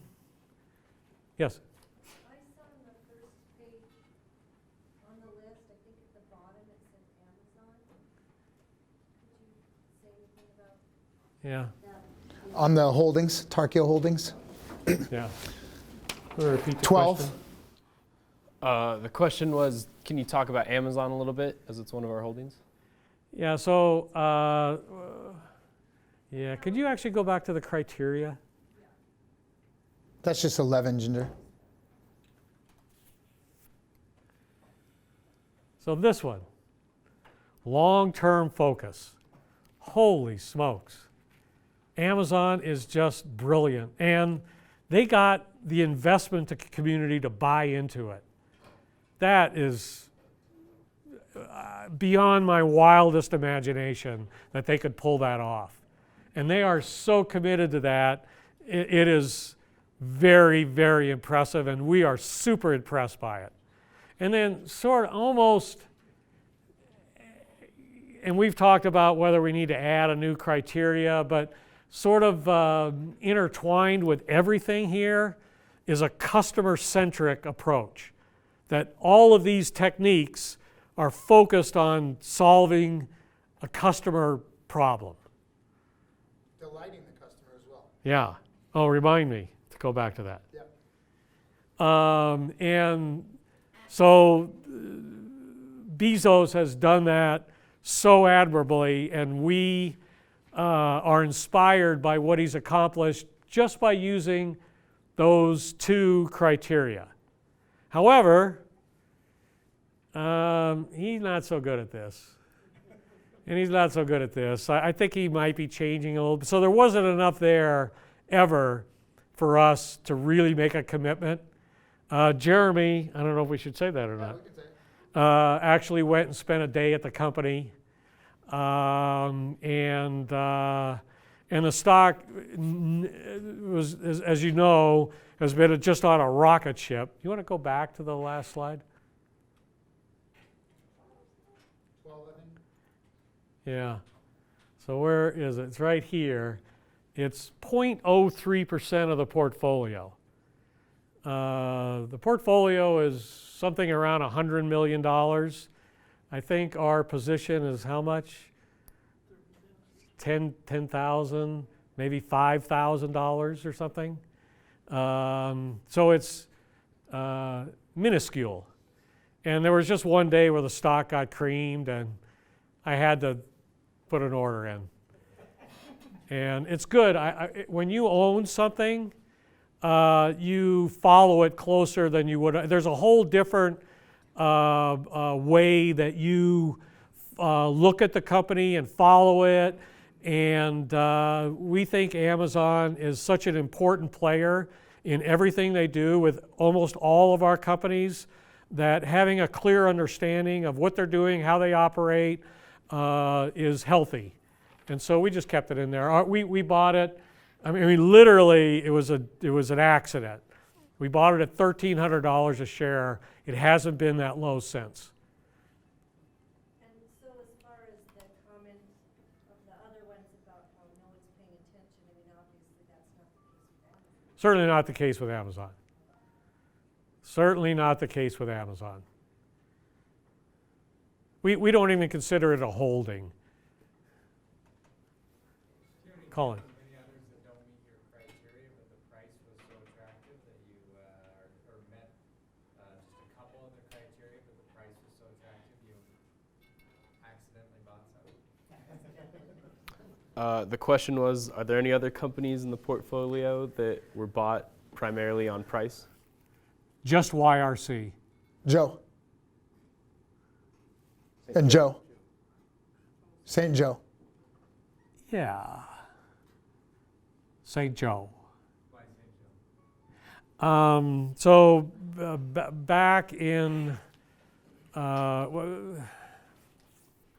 we actually think we have, we think we could spot bubbles of biblical proportion. I mean, real bubbles. Not small bubbles, bubbles that make an impact. And we talk about it daily, that the next stock market bubble, that similar to what occurred in 94, 95, 96, 97, 98, and then 2000 finally, as to what that would look like. I might not see it in my career. They'll definitely see it. We talk about it every day as to what they may look like and things that they may do to protect themselves. We believed that we saw the housing bubble. And so I made a decision at the time that I wanted to identify a company that when the bubble broke, that I had all the work done. I wanted to take advantage of the bubble in the housing market breaking. And I wanted all the work done. If the bubble broke, I wanted to know exactly where I wanted to go. And so for 4 years, I worked on St. Joe as if we owned it. And it just kept going higher and higher. And I think we started working on it when it was maybe 30, peaked out at almost $90 a share. What St. Joe does is they own the majority of the panhandle of Florida, all bought in the 1920s and 30s, all carried at cost. As we speak, it's 170,000 acres and some of the most pristine beaches in the country. But it's all undeveloped. It just never got developed like the rest of Florida did. And it started to get developed in 2006, 7, and 8, 2006 and 7, and then the housing bubble broke, and they had to kind of go back to square one. We started buying the stock at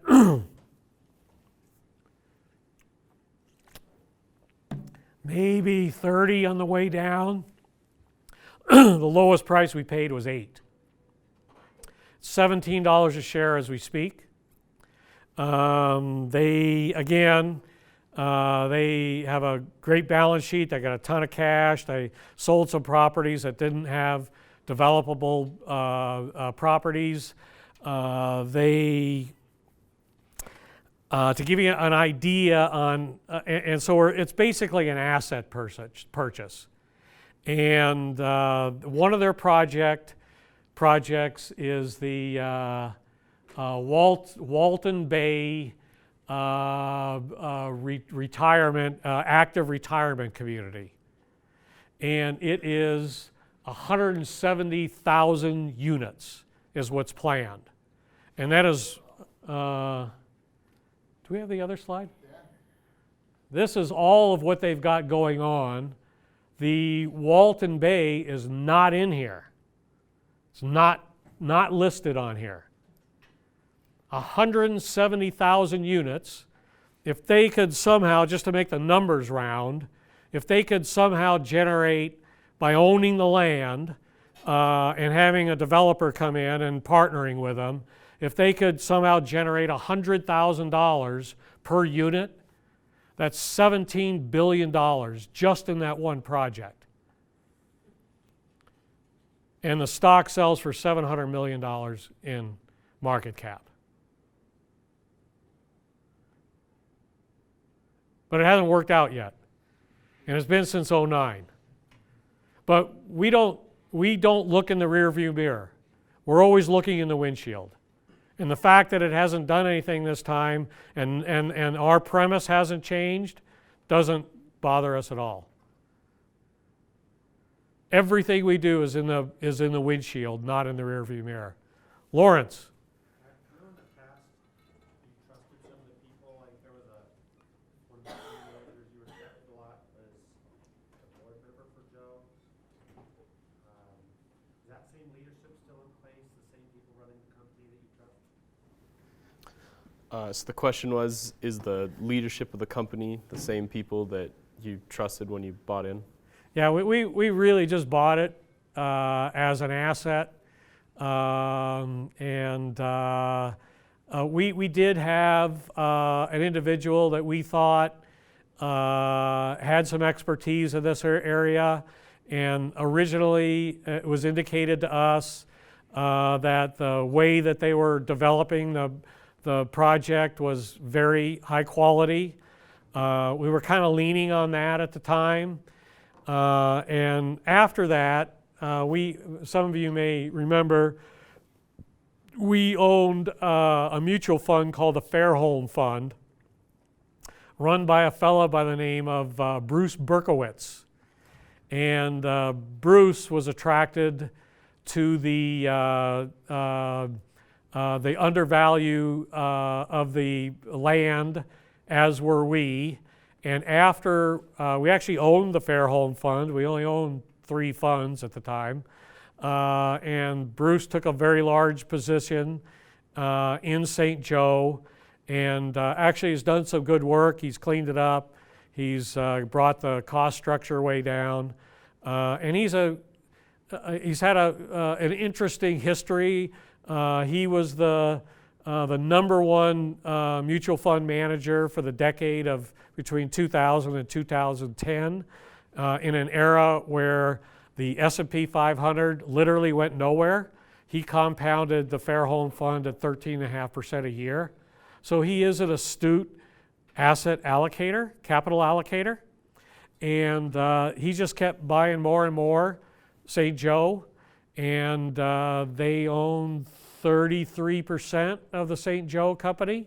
He's the chairman of the board, and we actually like it that Bruce is involved, because then we know that probably nothing is going to be nothing's going to be done that's stupid when the cash starts rolling in and he starts allocating it elsewhere. And we think he could turn it into his little Berkshire Hathaway if he decides to do so as the cash starts to come in, but we don't know. What do you think's held it back? You know, we have that discussion in the office all the time, and I love Jeremy. But he's constantly asking, well, why is the stock down, or what, you know? And, you know, my answer is always the same. I don't care. There's a tendency to, you could get yourself sort of confused. You can get yourself looking at things in a wrong way if you get too interested in why the stock's down. All you have to do is make sure you have your facts right. And if the stock's down, you buy it. That's it. You don't need to know. I mean, sometimes, I mean, who knows? There's so many,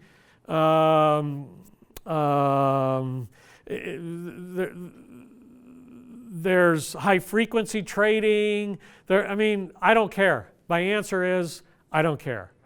So, I mean, it's really not done much. And by the way, Bruce, through asset allocation, has bought back 35% of the outstanding shares in the open market.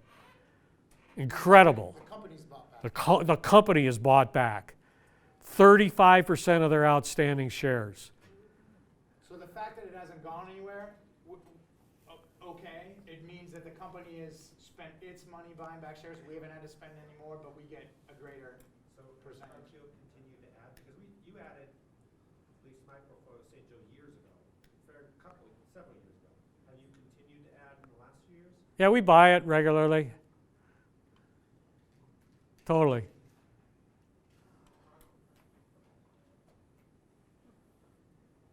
Yeah, again, that's 17 billion, that's over 17 times where the stock's trading for today. If that one project develop, I mean, it'll take years to develop, but real estate development is a long-term endeavor. Kirby?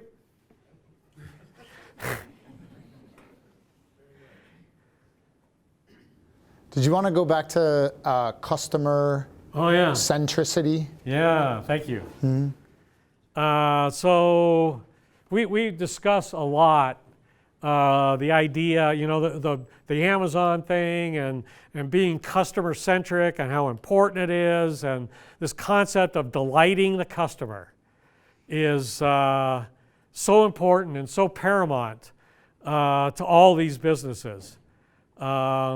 Particularly, you know, Nick McKethan's business. The problem is, we can't do that in our business. We're always trying to get the client to do what they're most uncomfortable doing. If we did what the customer wanted to do, we would butcher them constantly. Customers today want to buy bonds at 2%. That's the next bubble. We think we can identify bubbles. This is a bubble that's gone on since 2009. And as Warren said, if you can get the if right, you're going to do well. If you think you're going to get the when right, you're going to get crushed. We don't know when it's going to happen, but it's going to be the biggest disaster of all bubbles of all time. When rates rise, bonds fall. And we're at such a low level here. And the baby boomers have been piling on because of this idea that volatility is a bad thing and has to be avoided at all cost, and has driven most investors into the dumbest investment they could ever make. Just my opinion.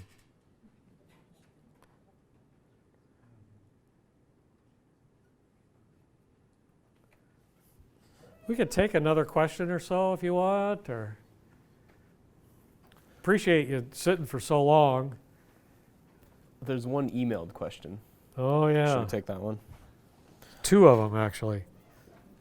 So I only have one, but the emailed question was, I am aware that Front Street Capital's philosophy and actions are focused on long-term investment.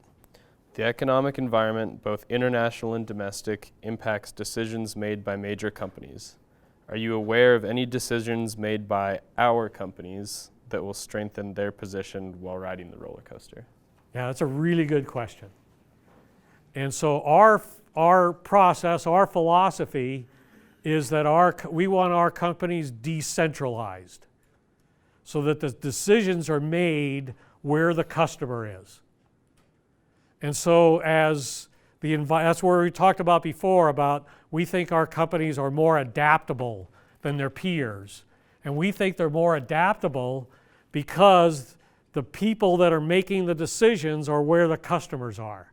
And the changes occur with the customer. And so if the baseline employee is empowered to make decisions and to share that with their peers, and these companies become super dynamic, and then they can morph when changes occur, which they're morphing when the customers change. And some of that could be because of geopolitical or macroeconomic changes, quite certainly. And it could be because of tariffs. And we think our companies, we're not sitting around figuring what's the best strategy for this company to deal with these problems. We want to make sure that they've got a structure in place that gives them a culture to be able to change to do that on their own by the people that are best equipped to do that, which is the employee that's touching that customer every day. That's our answer to that question.